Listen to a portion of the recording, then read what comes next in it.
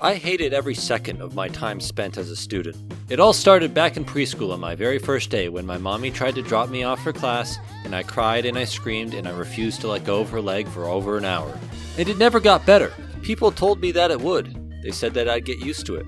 They said that once I started to make friends, I would look forward to getting to see them every day.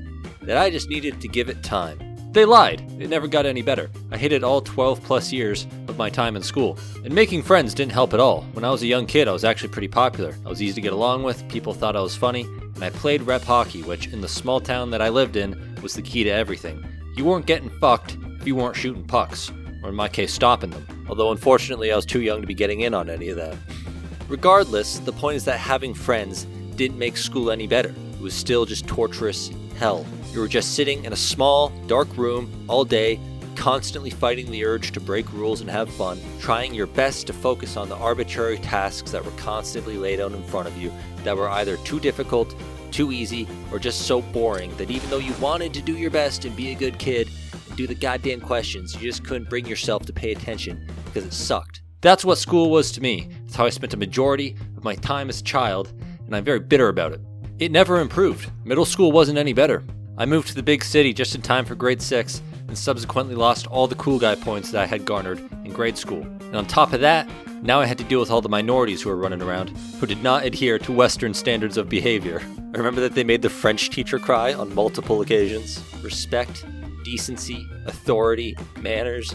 These were not concepts that they were familiar with. Middle school is what made me realize that the cultural melting pot is bullshit. Some cultures are just better than others. And the minorities made fun of me a little bit, but to be fair, I was really weird, and I deserved it. Around grade 7, I decided that it would be a good idea to get my ear pierced. When someone noticed it, he laughed and said that it made me look like a fag. I wore it out of spite for a little bit after that, but eventually I took it out because at the end of the day, the guy was right. It did make me look gay. And there were a few other minor things here and there that aren't really worth mentioning. You know, all in all, I got off pretty easy. With how strange I was in middle school, it's a miracle that I didn't get bullied into suicide, or something worse. Bullying just wasn't a very prominent issue at my schools. No one really got picked on that badly, and at the end of the day, I just wasn't a very entertaining target, because if I agreed with what they were making fun of me for, I would change it. Or if I thought they were just being assholes, I'd ignore it, or I would double and triple down on whatever weird behavior thing it was that I was doing that was making me get picked on, and annoy the shit out of them to the point where they stopped bugging me so that I'd stop bugging them. That worked surprisingly well, but it had the adverse effect of giving me a reputation for being the weird kid, and that never really wore off. The point is that I was popular in grade school, a loser in middle school, and it didn't make a difference. I hated going to school regardless, because it fucking sucked. I never understood why I was there, and all the work they made you do felt completely arbitrary and meaningless. Conceptually, I understood that you had to get good grades so you could graduate and go to university and get a good job, but it just seemed also pointless. I had no clue what I wanted to do with my life, and any subject I was interested in, it seemed like just led to dead-end jobs. It was either you went into STEM or the trades, and I did not give a shit about either of those things. So I half-assed every assignment because it all felt like a joke. Frankly, it was. If I worked hard and put in a lot of effort into something, I'd get like a C. But if I half-assed it the day before, I'd get an A or a B+ or something. Didn't make any sense. There was no causal relationship between the effort that I put in and the end result. Handing in an assignment was like rolling dice. And for some reason, I could never wrap my head around math, and that was a huge pain in the ass. I kind of understand it now, but when I was in middle school, or just high school even, for something about the way it was taught or my mindset towards math as a whole made it impossible for me to understand. I wasn't retarded or anything. I got mostly B's and C's, C's becoming more common as the years went on. And by the time I got to high school, I'd calmed down with the weirdness and all that, but I'd also lost a lot of my will to live. I was running on empty. Despite that, grade 9 through 12 were actually a hell of a lot better than the rest of school, but that was just because you got a lot more freedom and it became easier to game the system. Everything about going to class still sucked. You were just going through the motions every day with a rapidly decreasing will to live, doing the bare minimum to maintain a B+ average, all the while being eaten away at by shame and guilt and stress because you feel like a piece of shit for not being a better student. It was hell. I became the archetypical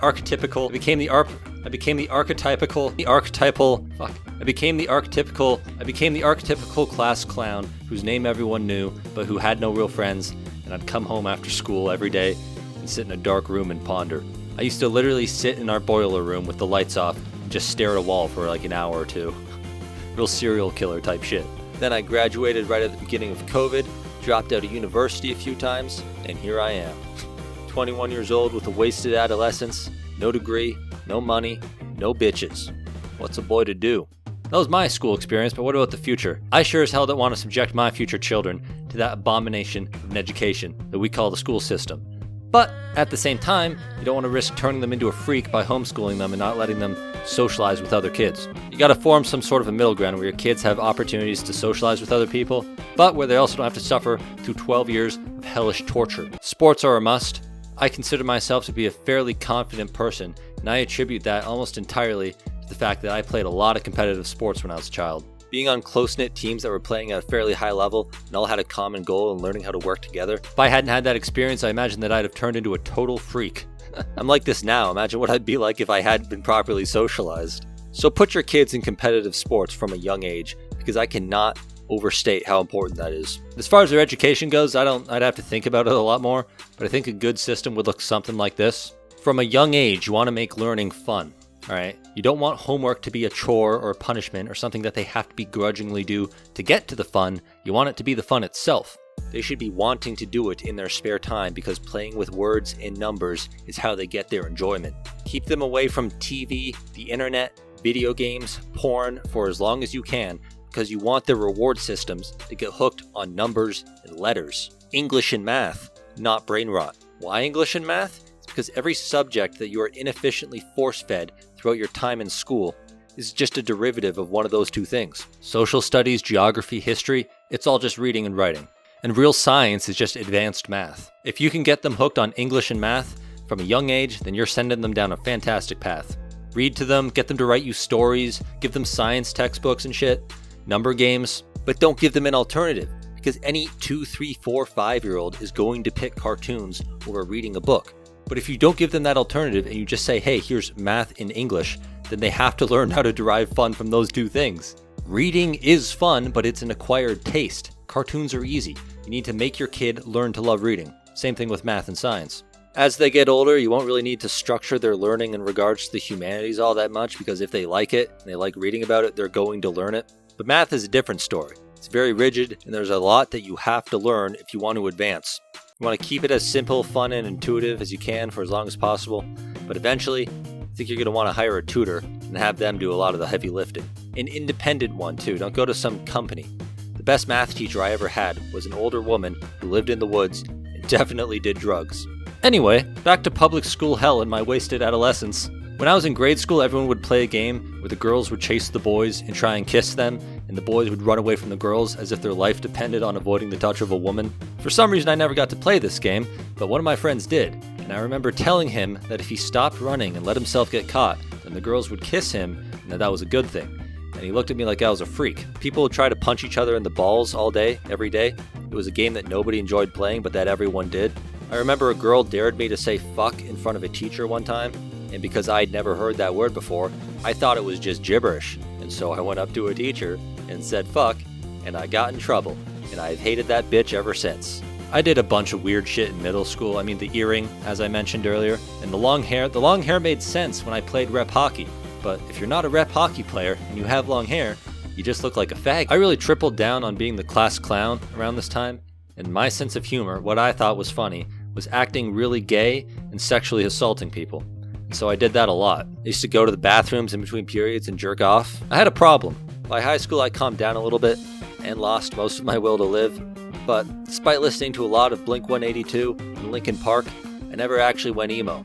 God, this one time I was playing tug of war over my water bottle. I had a stainless steel water bottle, and both of us lost our grip on it, and it went flying and hit this kid in the head. And that little spastic fuck acted like he had been shot through the heart.